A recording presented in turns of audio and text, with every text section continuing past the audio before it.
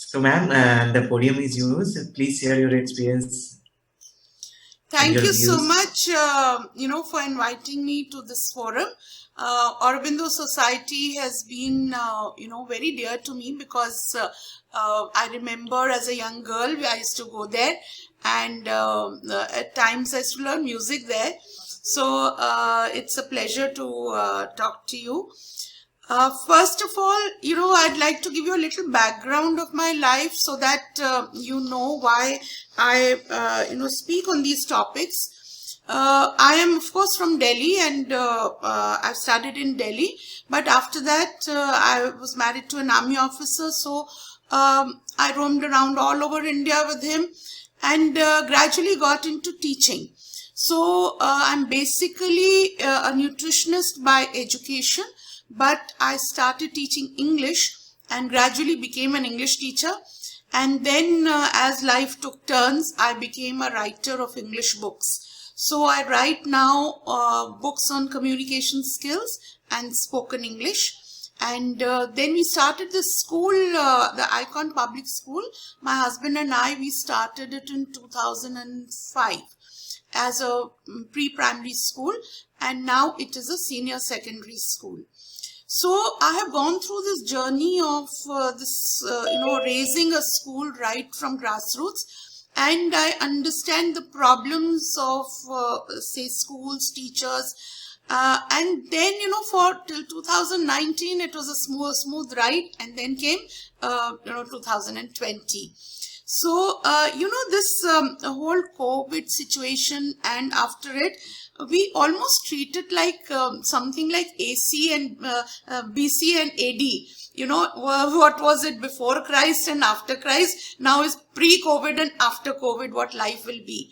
So, this period has been a tremendous change, a change that we have not, seen in our lives, and probably, our few previous generation also did not see. It is not so much, we've seen world wars and we've seen epidemics. So it is not in terms of those. But as far as our lives, a lot has changed. And we have learnt a lot, and we have lost a lot, we have gained a lot.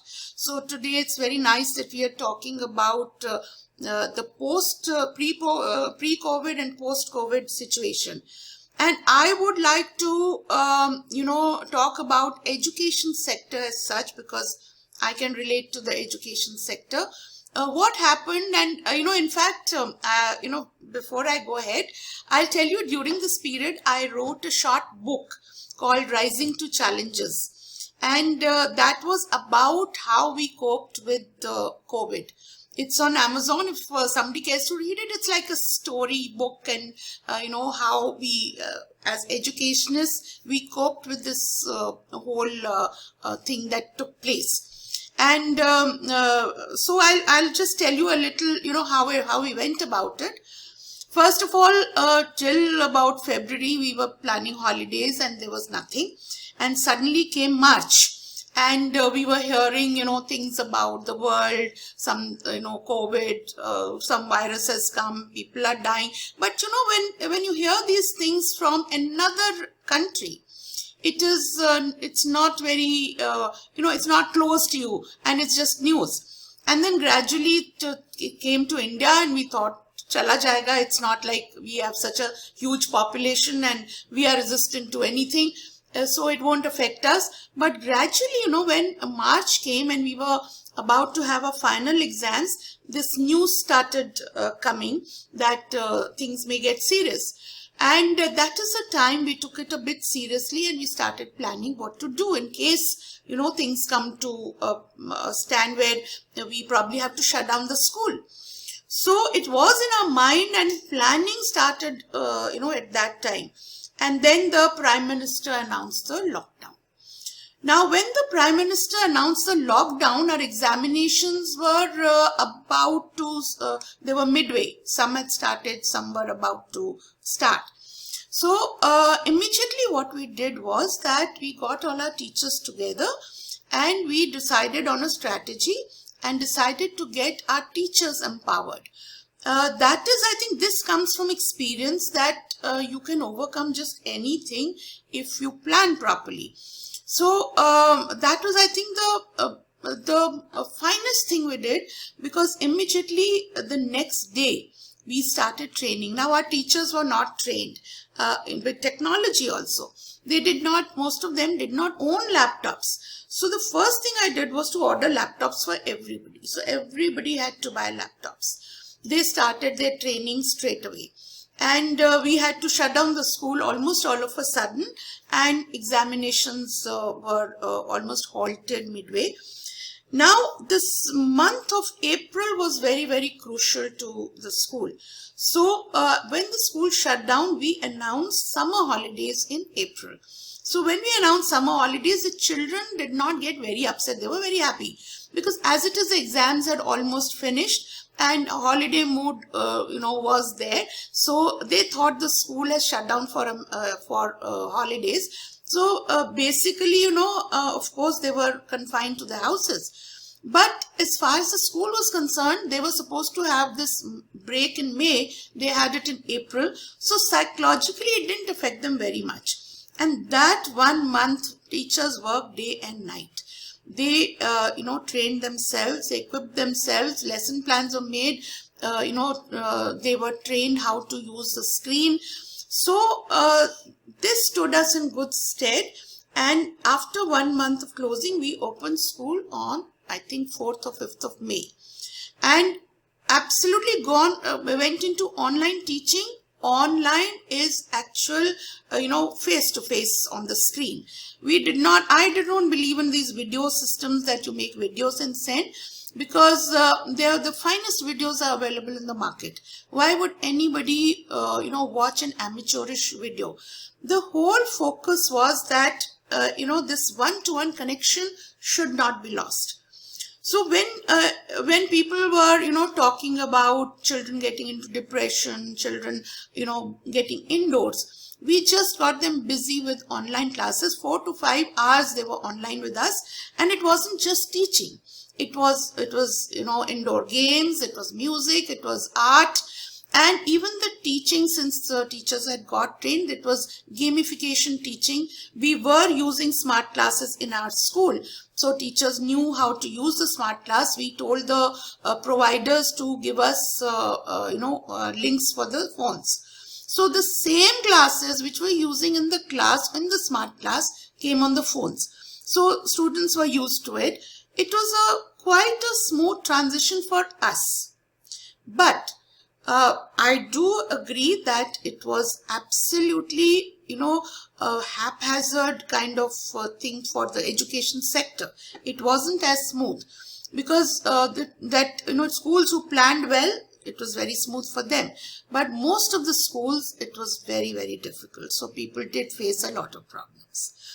Now, when we started off, initially 2-3 months, the students enjoyed it, because they thought that the gadgets which their parents were not giving them to use, suddenly the parents were saying, oh, use the gadgets. Teachers were saying, please go to online, to Google, explore. So suddenly what was not allowed was allowed. And that is how I think it became very exciting for them. Then after about 2-3 months, they realized, no, this is not like video games, and you have to study, you have to do some home assignments. So the boredom started setting in. Now in these 2-3 months, our teachers again went through a lot of training with apps which made learning fun.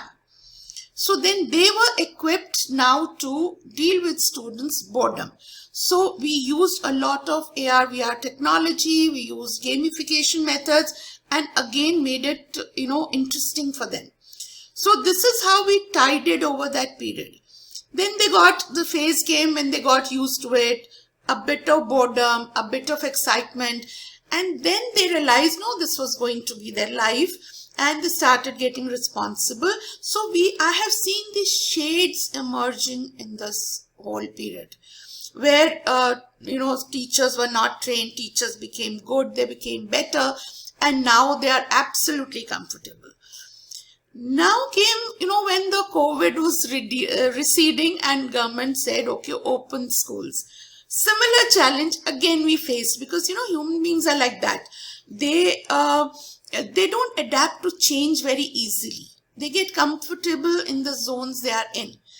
So now when everything is settled down and we became so comfortable with our homes and teaching in our homes, these same teachers, they said, how will we teach from our homes? We don't have, adequate light or, places, and, people are running around all over the place and we are not comfortable with the camera. The same teachers now had become so comfortable that they resented coming to school. So, we had problems getting them back to school, and they had adequate excuses about COVID and not being safe. So you see, if you see, the building is a fairly new building, and we got it sanitized. We took all precautions, and it took us about a month getting the teachers back to school. So you see, any change that happens with humans does invite a lot of resistance. So this is what happened with COVID also. Now, what changed really in India and in other countries? In India, we had these challenges of connectivity.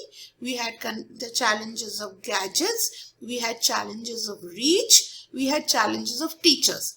In other countries, what did they have? Their challenges were not this. They had enough equipment, a lot of connectivity also. Their challenges were more on health issues, mental health. A lot of emotional problems, social problems, because their families are nuclear families. They don't have the support of their say parents, grandparents. So emotional issues were much greater. In India it was not so, because in India we have very well knit families.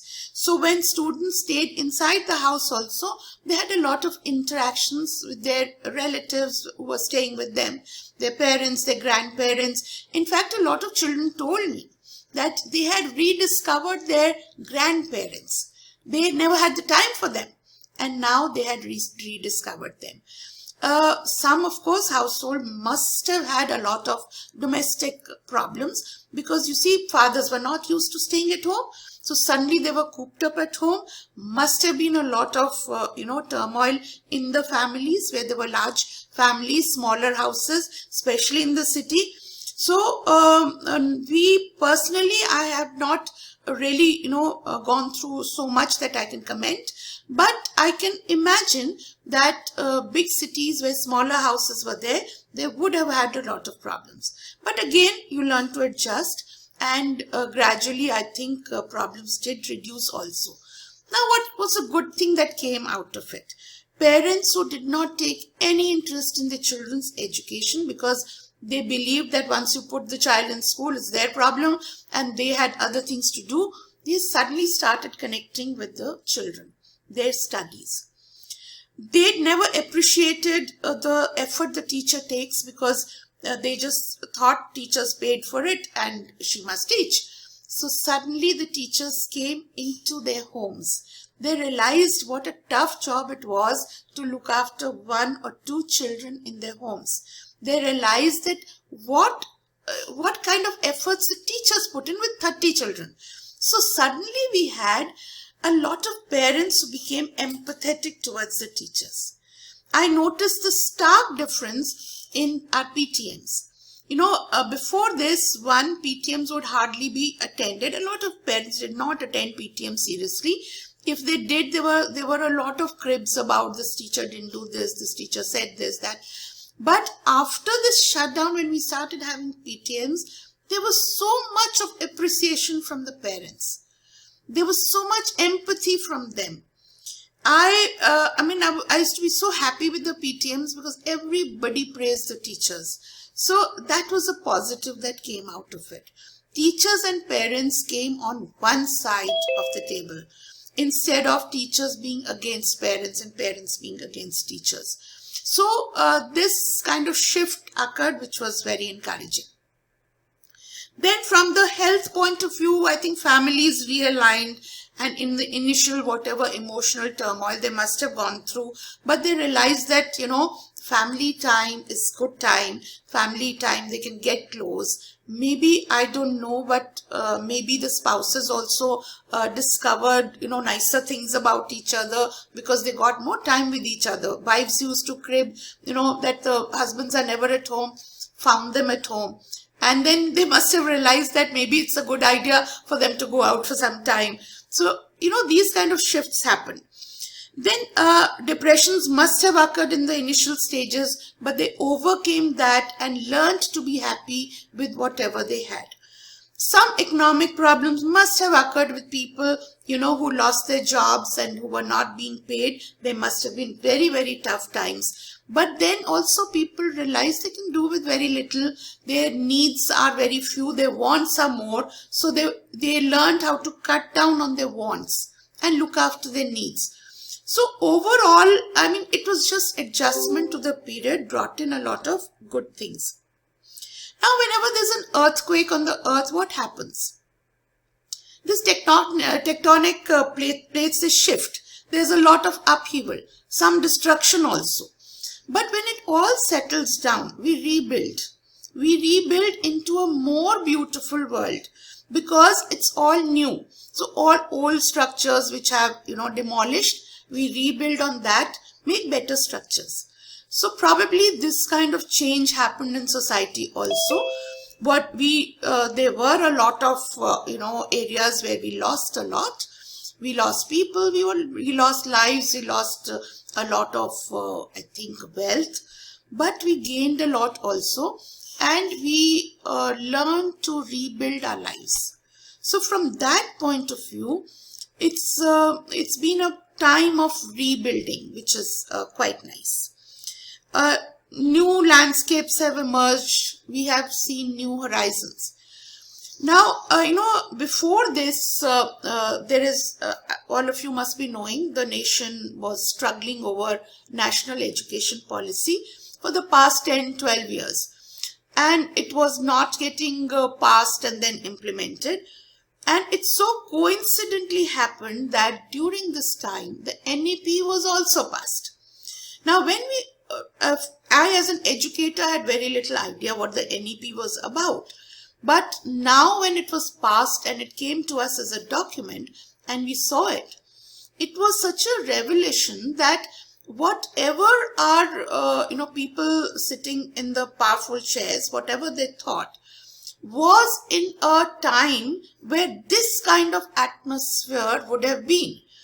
So now, because there's a lot of technology in the new learning systems. Now, if this had not come, it would have taken us at least 5, 6, 7 or maybe 10 years to get people technologically advanced to that level where they could teach and where the teaching methods could teach. So we have saved that 5, 6, 7, 10 years and now it is all compressed into that 1 year. Because in this 1 year, we have empowered ourselves. Our teachers are technologically savvy and ready to at least imbibe what is there in the NEP. So from that point of view, we have saved our lives of at least 5 years, if not more. Now, with this fast forward process, NEP is going to be very, very easy. They were saying first that when NEP comes, it will take 10 years for us to actually implement it. But if you see, it started right now. And that means another 4 to 5 years, we should be in our new education policy.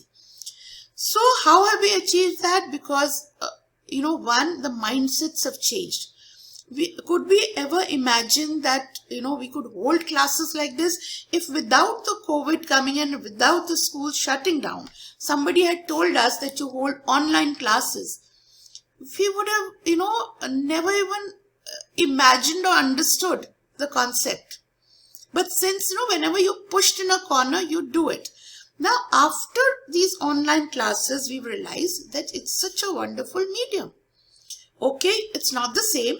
It's not that you don't require teachers in schools, but it's such a powerful, good medium to connect. Now, when we have been taking classes online, practically the knowledge part of it has not suffered at all. Now, what has suffered is the one-to-one contact. Yes, the emotional bonding, the physical being in class with friends, that all that has suffered. But the dispersion of knowledge has not suffered. Maybe it's become better. Also, another advantage that has come up is that during this time, we have sifted the teachers according to their ability levels. Now, if a teacher is good in a physical classroom, we cannot, think of her being effective for more than 30-35 students. Schools which have a strength of 80 or 85 in a class, people are always, cribbing about how ineffective teaching is. But in an online class, you could be talking to 100 people at a time and be effective because these 100 students are listening to you. Now, where is the problem? The parents complain that students switch off their gadgets. They do not listen to the teacher. Discipline is lacking. So when they talk of these things, you see, this is again a change that is coming into the life of students, which has suddenly come in, and they are not responsible enough. And actually what we were doing in schools, we were monitoring each and every moment of the student. And when we were teaching them, whether you've done your homework, have you finished it, have you, finished doing one question, we'll give you the next. So this kind of monitoring subconsciously gave a message to a student that it was the teacher's job to make him work. He was not responsible for what he did. Now gradually, he knows that if I don't listen, I'm not going to get it. There's no teacher to blame after that. Okay, ma'am did not, she did not take care of me. So yes, this period is not at all good because yet the students have not become this kind of responsible. But as they go along, they have no choice again. And if they have no choice, they will become responsible. They'll become accountable for their own performance. So personally, I feel that eventually it's going to do a lot of good. Also, with this kind of teaching, we have come across, so many different thought processes on teaching. Something like flip learning, blended learning was not in our vocabulary at all. So now when it's coming in, what is blended learning? A combination of both, which is now 2021. We'll talk about that later. What is flip learning? Flip learning is telling the student first to explore, to study, to research, and come to school with questions. The teacher only answers questions of what the student does not know. Now, this kind of method brings an accountability in the minds of the student. So this is going to make students thinkers. Critical thinking, which is an integral part of the new policy of any good education system, cannot develop if you give the students everything. So this is going to teach them to take, to evolve, to research, to question. So these are the positives that will come from it. Now, 2020 has passed and we have gone through these challenges. I think we coped very well. Now comes 2021 when it is on the receding phase and gradually we've started opening schools. Now the problem now is that this is a transitional period where it is neither here nor there in the negative sense or here and there in the positive sense. So this is called blended learning. Now this blended learning is here to stay and I hope it stays. I just hope we don't go back to 2019 because this is the future of education. Now at present 2021 we are facing a few challenges of holding physical classes for half the students and half the students the classes have to be given online. There is a problem because the same teacher cannot do it. We don't have enough staff for 2 teachers to do it. So, we are facing challenges as far as the subject syllabus is concerned. But I don't think I'm very positive about it. I don't think this is going to last very long because personally I can talk, from experience in our school. within this month or so that we've had this senior classes coming in, we have evolved methods where the teachers teaching the students who come to school, and at the same time the class is being relayed to the students who are not coming to school. And gradually, a lot of students have started coming to school because they realize that actually they're doing the same thing. And they realize that if there are 20 students who can come to school and be safe, so can they. So our attendance is now increasing every day. So I think we'll cope with it, and now the teachers are getting used to coming back to school, getting used to this relaying method when they are both in school and out of school. Now also the challenge is the gaps in learning which were left due to this online learning. Those have to be filled.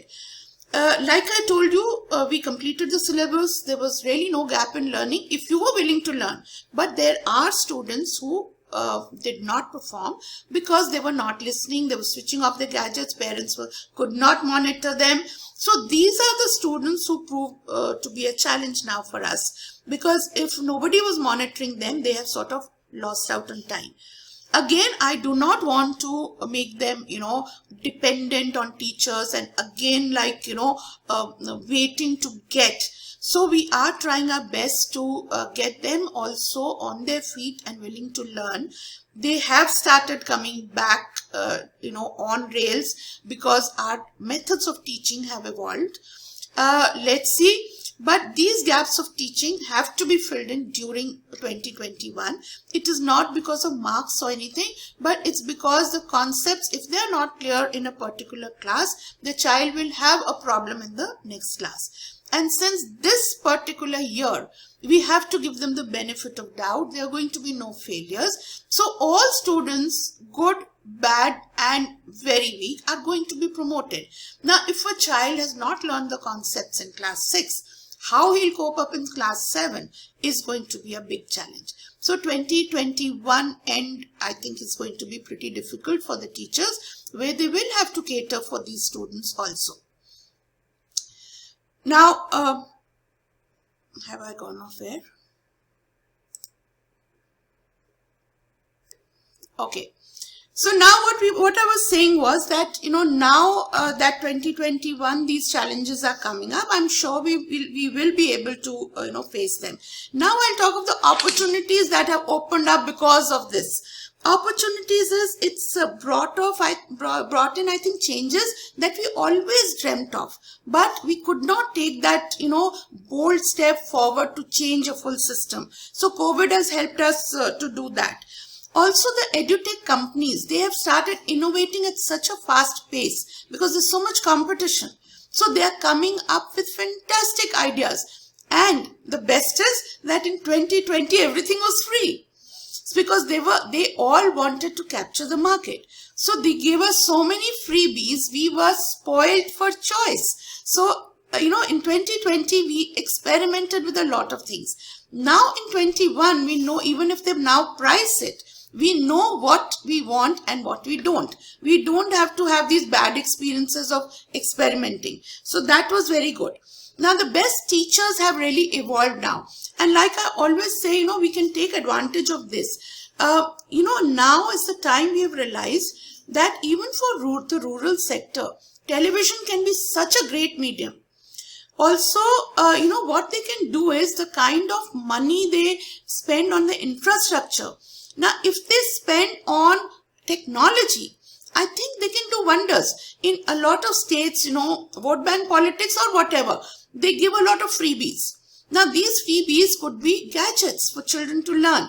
The companies like Reliance or Airtel or any of these companies, they've realized there's a huge potential for the internet. So they will be probably increasing their range of providing internet. They will be increasing their capacity for relaying things. So in a couple of years, we should have India very tech savvy. The other day I saw some clip where the village children were given phones and that their fingers moved so fast. And they were, so adept at it that I got a lot of hope that actually if you train them, And what will happen is the best minds, the best teachers can teach them. So what their teachers were not so good, probably they could just help them along, but they could be taught by the best teachers in the country. So these are a lot of opportunities that I see. Also, a lot of AR, VR technology now coming up, a lot of virtual labs coming up. You see, infrastructure can be, the expenditure on infrastructure can be reduced tremendously if you have a lot of these virtual systems. Also, this higher education can be internationalized. We can have a lot of good people from any other country teaching us here. So, and once the students start learning on a common platform, we will not have, this discrepancy in education. Any child from here going anywhere else to work or to study further will not have so much of a problem, because we can probably set the status of education at an even level.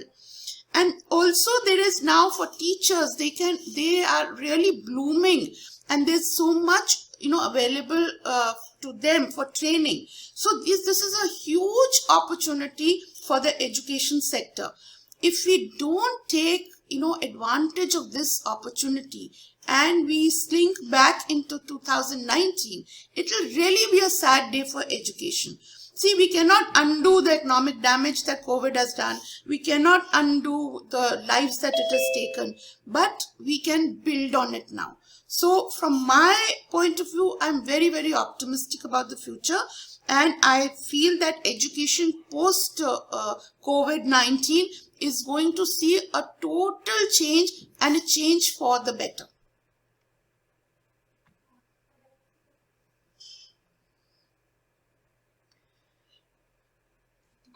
Yes, any questions? Thank you so much, ma'am. Ma'am, as you mentioned that now we have to focus on blended learning, right?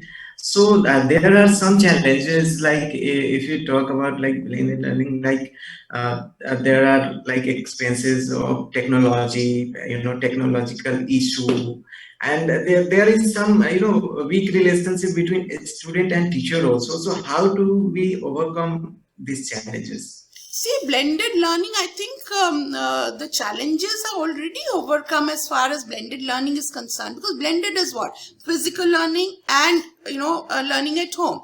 Now, first of all, we are very easy with this whole system now. So, learning online is not so much of a challenge now, even if it's a challenge in, say, rural areas or backward areas.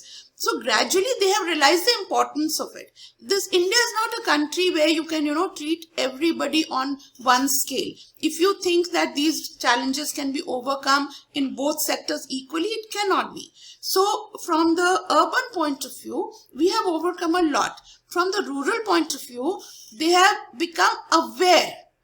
So once they become aware to a problem, now they will solve it. And it cannot be done in a day, month or year, but overall it's accelerated the process. And like you said, infrastructure, not that before COVID they had great infrastructure, they still did not have infrastructure.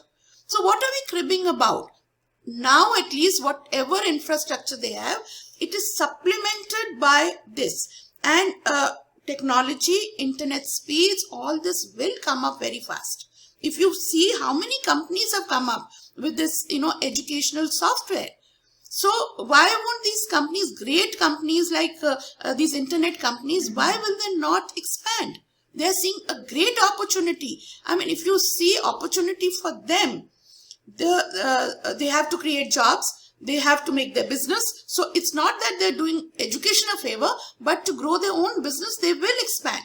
So I see that it will come up a lot.